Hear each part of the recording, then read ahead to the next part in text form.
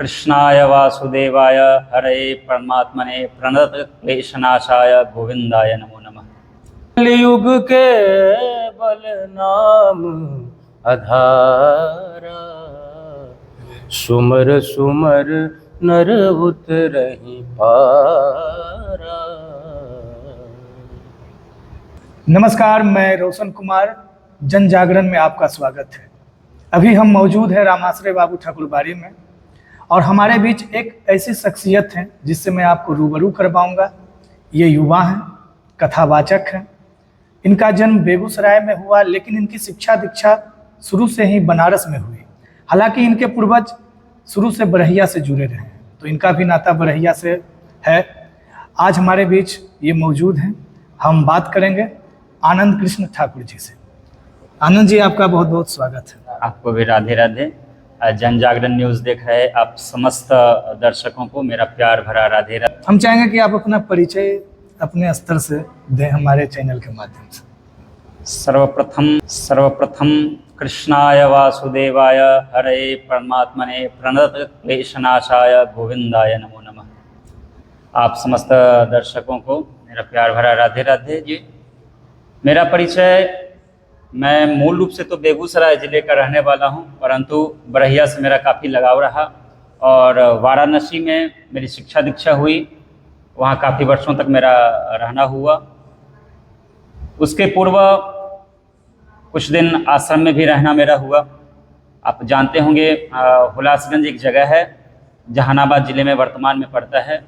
वहाँ पे रंग रामानुजाचार्य जी महाराज हमारे गुरु थे और उनके यहाँ हमारी शिक्षा दीक्षा काफ़ी वर्षों तक हुई और वहाँ का अध्ययन बड़ा ही सुंदर था। और आज भी वो विद्यालय वर्तमान में मौजूद है, जहाँ पे निःशक्त से लेकर के सशक्त विद्यार्थियों की शिक्षा दीक्षा ग्रहण कराई जाती है।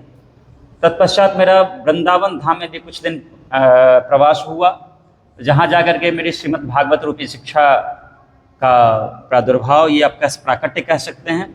इसके फलस्वरूप मैं करीब 17 वर्षों से श्रीमद् भागवत की कथा, श्री राम कथा, भक्तमाल की कथा आप सबों के बीच श्रवण करा रहा हूँ। श्री पंकज जी का विशेष स्नेह हमारी कथा में रहता है और इनके साथ काफ़ी भजन और कथा का कार्यक्रम हमारा चलते रहता है। आपने कथा का मार्ग ही क्यों चुना? बड़ा ही अच्छा प्रश्न आपका रोशन जी है कि कथा का मार्ग ही क्यों जी।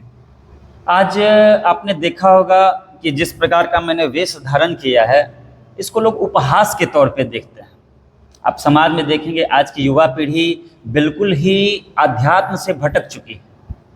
आज हर तरफ कलिकाल का प्रभाव आप कह सकते हैं इसको थोड़ा सा, कि हर जगह अश्लील नृत्य, अश्लील गीत, अभ्रंश शब्दों का उपयोग, इन्हीं सब में युवा पीढ़ी का समय अत्यधिक बीतता है।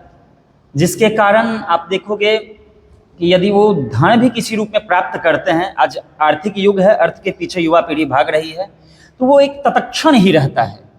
किंचित मात्र कुछ समय के लिए तो वो सुख शांति हमें प्रदान कर सकता है वह धन, लेकिन एक सुकून, एक ठहराव जो जीवन में है, वो केवल परमात्मा की भक्ति में ही प्राप्त हो सकता है। और मैंने जब से हरि संकीर्तन का मार्ग चुना, तब से एक अभूतपूर्व अनुभूति लगता है कि साक्षात श्रीमन नारायण भगवान के मैं बहुत करीब हूँ। और सच कहूँ रोशन जी, तो जब तक मैं कथा में रहता हूँ तब तक लगता है कि मैं दुनिया का सबसे सुरक्षित इंसान हूँ। उतना समय तो मुझे लगता है कि संसार साक्षात बांके बिहारी मेरे सर पे हाथ रखे हुए, अपना आशीर्वाद बनाए हुए हैं। तो इससे बड़ा और क्या हो सकता है रोशन जी? तो हम चाहेंगे कि जितने भी हमारी युवा पीढ़ी, आप एक बार हरि संकीर्तन, हरि भक्ति में अपने आप को झोंक करके देखिए, एक अभूतपूर्व आनंद की प्राप्ति होगी। और देखिए, साथ तो केवल वही नाम धन ही जाएगा ना, बिल्कुल। बाकी सब कुछ एक, वो कहते हैं ना, संसार में एक लंबी कथा, फिर कभी बातें होंगी तो कथा में मैं बताता हूँ। ये संसार मतलब का लोभी है ना? बिल्कुल। ये संसार मतलब का, माया का बाजार है।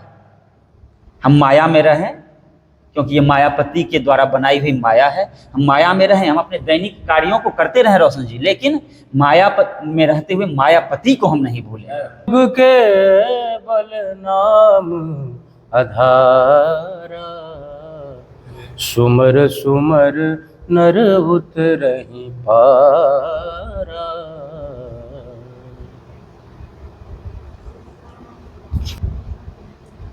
तो इस कलिकाल में केवल भक्ति और मुक्ति का, रोशन जी आपने पूछा, तो मात्र बस एक ही साधन है और वह है नाम आधार। केवल हम नाम जप करें, उसी से हमारी मुक्ति हो जाएगी। हमें कुछ नहीं आता है, कोई मंत्र नहीं, कोई साधना नहीं, केवल हम मंत्र जाप करें, केवल परमात्मा का मंत्र जाप करेंगे, केवल उसी से मुक्ति। एक छोटा सा एग्जाम्पल मैं देता हूँ, केवल नाम जप से मुक्ति। एक हमारी कथा हो रही थी, पंकज जी भी हमारे साथ थे। एक संस्कृत के विद्वान होते हैं ना, पंडित जी महाराज, बिल्कुल। तो उन्होंने आकर के हमें से एक यजमान थे, बेचारे बोल रहे थे, वो कृष्ण नहीं बोल पा रहे थे। अच्छा। कृष्ण को किशन किशन बोल रहे थे बार। तो वो पंडित जी बोले, आप अशुद्ध बोल रहे हो। मैंने कहा बिल्कुल अशुद्ध नहीं बोल रहे हैं, ये गांव के किसान हैं और इनकी भावना शुद्ध है। आप संस्कृत के पंडित हैं, प्रकांड विद्वान हैं, आप व्याकरण को देखो, लेकिन हमारा भगवान व्याकरण और ये वेद नहीं देखता। हमारा जो कन्हैया वो भक्तों के भाव को देखता है। आप कृष्ण को कृष्ण ना बोल के आप कन्हुआ बोल दो, मेरा कन्हैया उसी से प्रसन्न हो जाएगा। मेरा जाकी रही भावना, जैसी प्रभु मूरत देखी तिन तैसी। जैसी जिसकी भावना होती है, प्रभु की मूरत लोग उसी रूप में दिखते हैं।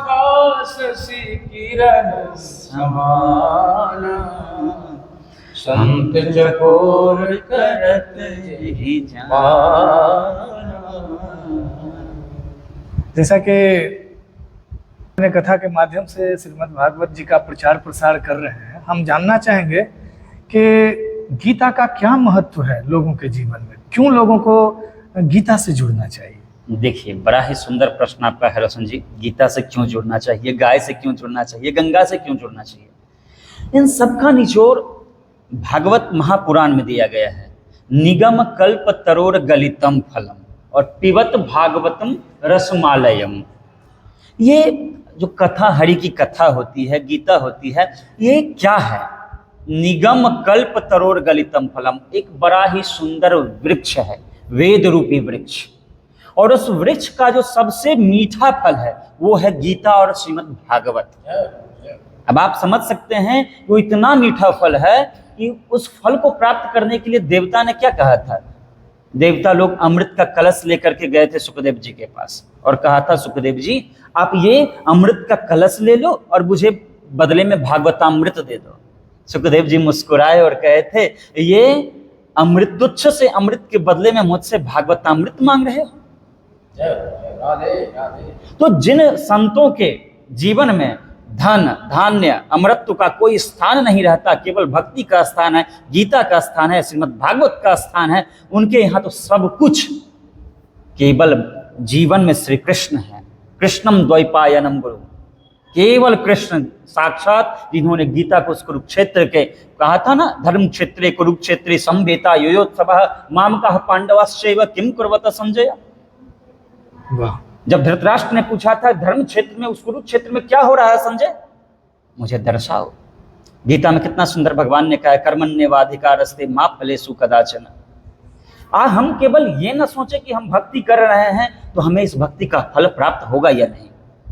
भगवान ने कहा हम केवल कर्म करते जाएं, फल की चिंता ना करें। प्रेम क्या है? बड़ा सुंदर प्रश्न है। प्रेम क्या है, प्रेम की परिभाषा क्या है? देखिए, ये तो प्रारंभिक भागवत इसी आपके प्रश्न से होता है। सच्चिदानंद रूपाय विश्वोत्पत्त्यादि हेतवे तापत्रय विनाशाय श्री कृष्णाय वयं नमः।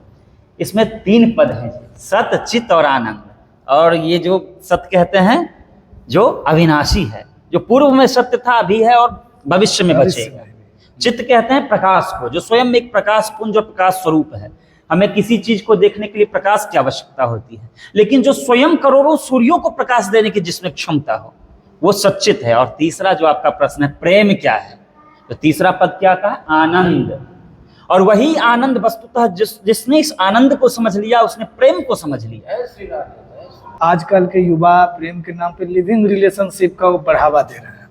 ठाकुर जी, आप इस चीजों को किस दृष्टि से देखते हैं, आपका क्या विचार है? बड़ा ही सरासर गलत है।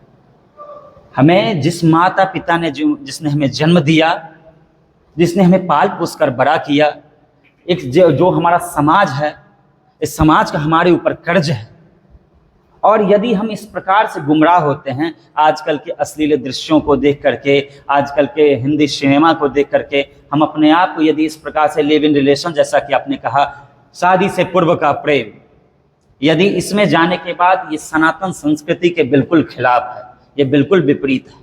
और इससे एक कुल ही नहीं 2 कुल का नाश होता है, एक कुल नहीं 2 कुल का नाश होता है। यदि बेटा है तो किसी की बच्ची के पिता के कुल का नाश करेगा, यदि बच्ची है तो किसी के बच्चे के पिता का कुल का नाश होगा। तो इस प्रकार से समाज इसकी इजाजत नहीं देता। कृष्ण ने प्रेम किया था, लोग कहते हैं अरे कृष्ण ने प्रेम किया था तो हम क्यों नहीं करें। मैं कहता हूं रोशन जी, आजकल की युवा पीढ़ियों से कृष्ण ने अपनी एक उंगली पर गोवर्धन पर्वत को उठा लिया था। कृष्ण बांसुरी बजाते थे तो सैकड़ों गायें दौड़ी चली आती थी। कृष्ण की बांसुरी की धुन सुन करके साक्षात ऋषि मुनि गोपियां सारी दौड़े चली उस मधुर आवाज पे। हम यदि आज की युवा पीढ़ी जाकर के सड़क पे सीटी बजाए, देखो कितना क्या होता है। प्रेम तो अनंत होता है, और प्रेम मैं कहूं, प्रेम आप ऐसा करो कि ये रोम रोम संत हो जाए। ये प्रेम जब अनंत हो गया, प्रेम जब अनंत हो गया तो रोम रोम संत हो गया। प्रेम जब अनंत हो गया तो रोम रोम संत हो गया। जहां देखता हूँ वही मेरे राम है, मन को मेरे मिल जाता सहज ही विराम है। जहां देखता हूँ वही मेरे राम है, मन को मेरे मिल जाता सहज ही विराम है। द्वैत का जो अंत हो गया, द्वैत का जो अंत हो गया तो रोम रोम संत हो गया। द्वैत का जो अंत हो गया तो रोम रोम संत हो गया। प्रेम जब अनंत हो गया तो रोम रोम संत हो गया। प्रेम जब अनंत हो गया तो रोम रोम रोम रोम रोम रोम संत हो गया। ये जो कलयुग है, इसमें केवल यदि गलती से भी मुख से एक बार राम का नाम निकल जाए तो मुक्ति निश्चित समझिए आप। लेकिन इसमें भी एक बात है कि क्या, एक प्रश्न है संतों का कि क्या दिन भर हम पाप करें, गलत सलत कार्यों में रहें और शाम में राम का नाम ले लें तो क्या मुक्ति हो जाएगी? नहीं। देखिए, अनजाने में किया हुआ पाप ही गंगा में नहाने से धुलता है। जानबूझकर किए गए पाप की तो बस एक ही सजा है, और वो है केवल यमराज, वो है केवल काल।